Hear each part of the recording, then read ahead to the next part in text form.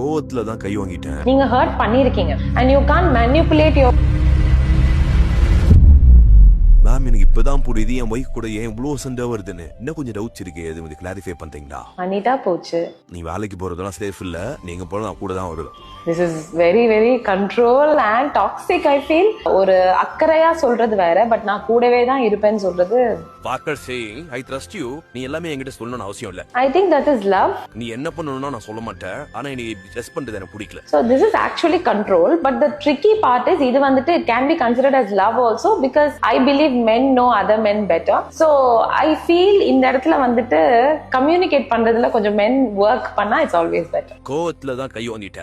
பாசம் எங்க இருக்கும் அங்கதானே கோவம் வரும். Oh no, this is control definitely. No matter what, physical abuse is a very big red flag. Hurt பண்ற மாதிரி பேசிட்டு நீங்க தான் ரொம்ப சென்சிட்டிவா இருக்கீங்க அப்படி சொல்றது. This is definitely control. கோவமா இருந்தாலும் கத்துற தப்பு தான், இனிமே நான் கத்த மாட்டேன் சாரி அப்படி சொல்றது. So இத accept பண்ணி சாரி கேட்கவே love.